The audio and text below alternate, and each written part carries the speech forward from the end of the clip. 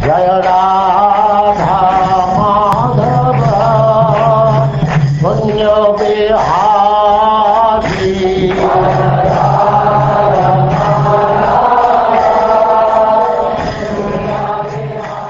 And now chapter 12. The Mohini Murti Incarnation bewilders Lord Shiva.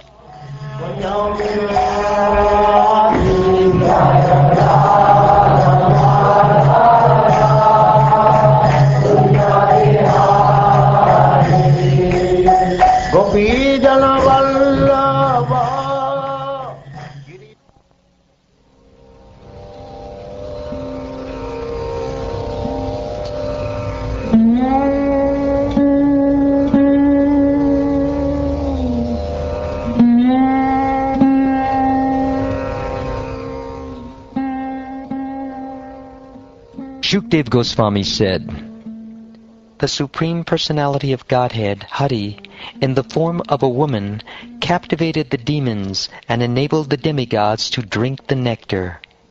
After hearing of these pastimes, Lord Shiva, who is carried by a bull, went to the place where Madhusudana, the Lord, resides. Accompanied by his wife Uma and surrounded by his companions, the ghosts, Lord Shiva went there to see the Lord's form as a woman. The Supreme Personality of Godhead welcomed Lord Shiva and Uma with great respect, and after being seated comfortably, Lord Shiva duly worshipped the Lord and smilingly spoke as follows. O chief demigod among the demigods, O all-pervading Lord, Master of the universe, by your energy you are transformed into the creation. You are the root and efficient cause of everything.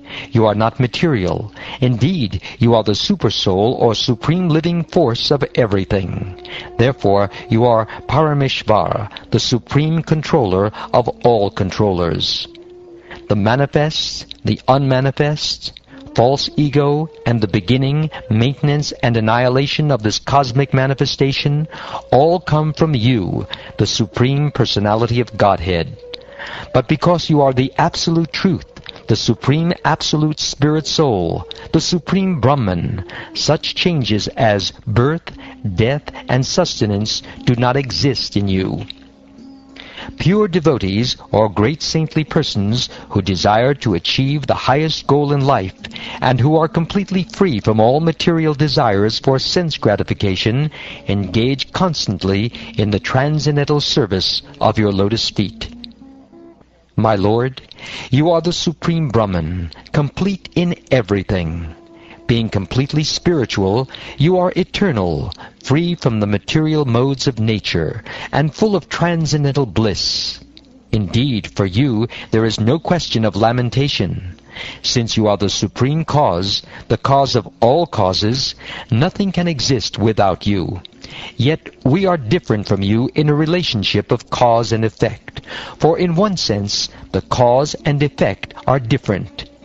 You are the original cause of creation, manifestation, and annihilation, and you bestow benedictions upon all living entities. Everyone depends upon you for the results of his activities, but you are always independent. My dear Lord, your Lordship alone is the cause and the effect. Therefore, although you appear to be two, you are the absolute one. As there is no difference between the gold of a golden ornament and the gold in a mine, there is no difference between cause and effect. Both of them are the same. Only because of ignorance do people concoct differences and dualities. You are free from material contamination, and since the entire cosmos is caused by you and cannot exist without you, it is an effect of your transcendental qualities. Thus the conception that Brahman is true and the world false cannot be maintained. Those who are known as the impersonalist Vedantists regard you as the impersonal Brahman. Others, known as the Mimamsaka philosophers, regard you as religion. The Sankhya philosophers regard you as the transcendental person who is beyond Prakriti and Purusha, and who is the controller of even the demigods. The followers of the codes of devotional service, known as the Pancharatras, regard you as being endowed with 9 different potencies. And the Patanjala philosophers, the followers of Patanjali Muni, regard you as the supreme independent personality of Godhead who has no equal or superior. O my Lord, I, who am considered to be the best of the demigods, and Lord Brahma and the great rishis, headed by Marichi, are born of the mode of goodness. Nonetheless, we are bewildered by your illusory energy and cannot understand what this creation is. Aside from us, what is to be said of others, like the demons and human beings, who are in the base modes of material nature, Rajoguna and Tamoguna? How will they know you? My Lord, you are the supreme knowledge personified. You know everything about this creation, and its beginning, maintenance, and annihilation. And you know all the endeavors made by the living entities, by which they are either implicated in this material world or liberated from it. As the air enters the vast sky and also enters the bodies of all moving and non-moving entities, you are present everywhere, and therefore you are the knower of all. My Lord, I have seen all kinds of incarnations you have exhibited by your transcendental qualities, and now that you have appeared as a beautiful young woman, I wish to see that form of your lordship. My Lord, we have come here desiring to see that form of your lordship, which you showed to the demons to captivate them completely, and in this way enable the demigods to drink nectar. I am very eager to see that form.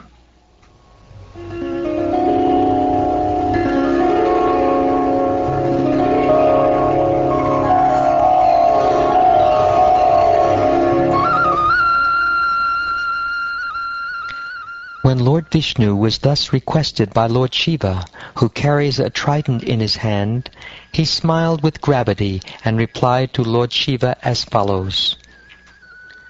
When the demons took away the jug of nectar, I assumed the form of a beautiful woman to bewilder them by directly cheating them, and thus to act in the interest of the demigods. O best of the demigods, I shall now show you my form that is very much appreciated by those who are lusty. Since you want to see that form, I shall reveal it in your presence.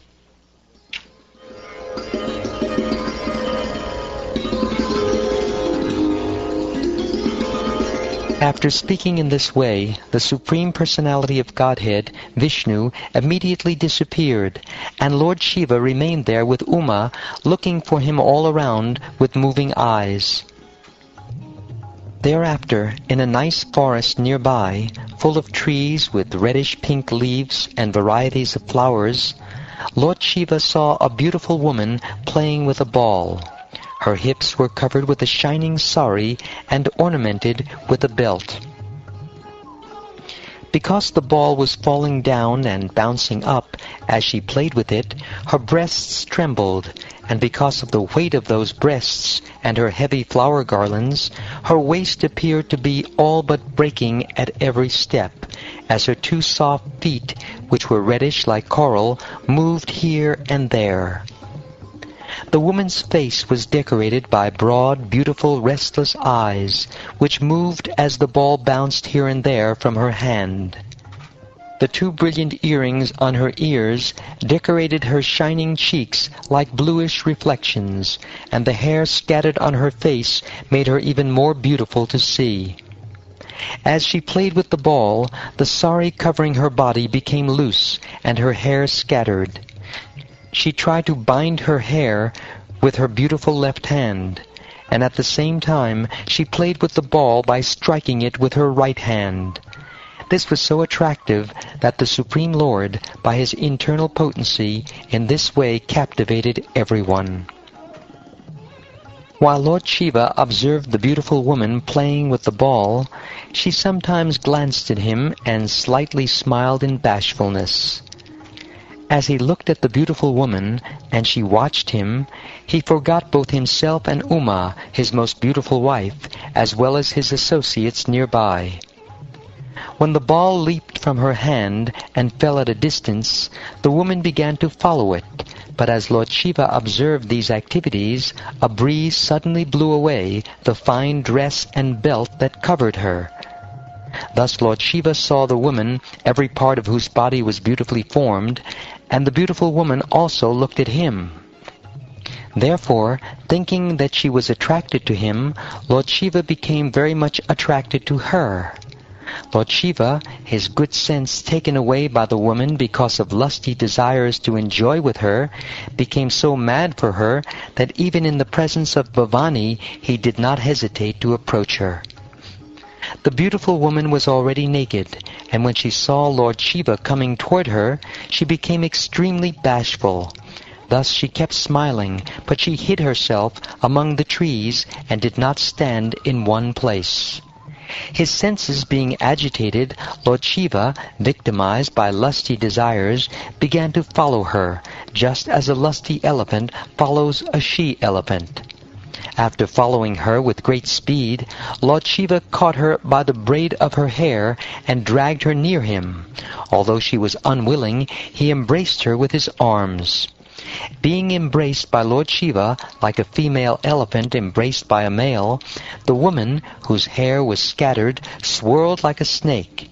O king, this woman, who had large high hips, was a woman of Yogamaya presented by the Supreme Personality of Godhead. She released herself somehow or other from the fond embrace of Lord Shiva's arms and ran away. As if harassed by an enemy in the form of lusty desires, Lord Shiva followed the path of Lord Vishnu, who acts very wonderfully, and who had taken the form of Mohini. Just as a maddened bull elephant follows a female elephant who is able to conceive pregnancy, Lord Shiva followed the beautiful woman and discharged semen, even though his discharge of semen never goes in vain. O king, wheresoever on the surface of the globe fell the semen of the great personality of Lord Shiva, mines of gold and silver later appeared. Following Mohini, Lord Shiva went everywhere, near the shores of the rivers and lakes, near the mountains, near the forests, near the gardens, and wherever there lived great sages. O Maharaj Pariksit, best of kings, when Lord Shiva had fully discharged semen, he could see how he himself had been victimized by the illusion created by the Supreme Personality of Godhead. Thus he restrained himself from any further maya. Thus Lord Shiva could understand his position and that of the Supreme Personality of Godhead, who has unlimited potencies. Having reached this understanding, he was not at all surprised by the wonderful way Lord Vishnu had acted upon him. Seeing Lord Shiva unagitated and unashamed, Lord Vishnu, Madhusudana, was very pleased. Thus he resumed his original form and spoke. Best of the gods, although you have been amply harassed because of my potency in assuming the form of a woman, you are established in your position. Therefore may all good fortune be upon you. My dear Lord Shambhu, who within this material world but you can surpass my illusory energy? People are generally attached to sense enjoyment and conquered by its influence. Indeed, the influence of material nature is very difficult for them to surmount. The material external energy, or Maya, who cooperates with me in creation, and who is manifested in the three modes of nature, will not be able to bewilder you any longer.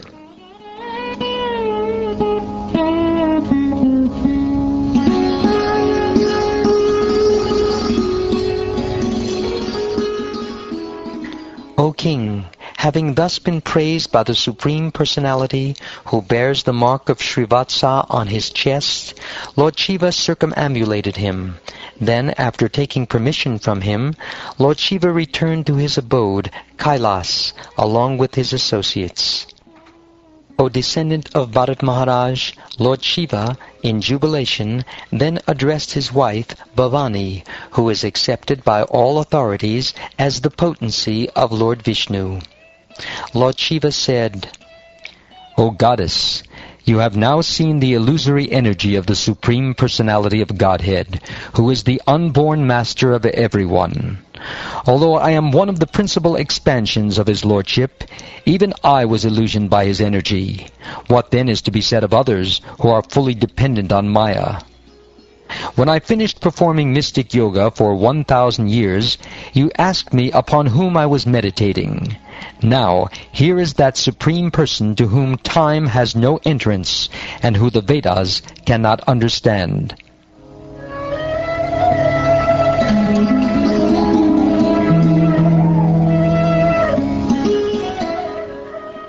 My dear King, the person who bore the great mountain on his back for the churning of the ocean of milk is the same Supreme Personality of Godhead, known as Sharngadanva. I have now described to you his prowess. The endeavor of one who constantly hears or describes this narration of the churning of the ocean of milk will never be fruitless. Indeed, chanting the glories of the Supreme Personality of Godhead is the only means to annihilate all sufferings in this material world.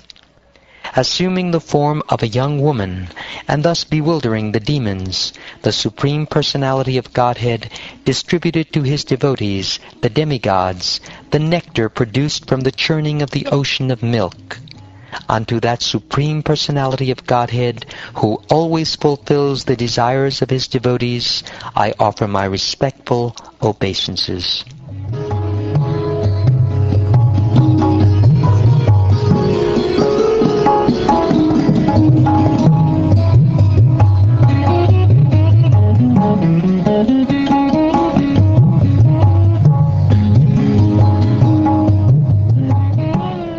Thus ends the 12th chapter of the 8th canto of the Srimad Bhagavatam, entitled, The Mohini Murti Incarnation Bewilders Lord Shiva.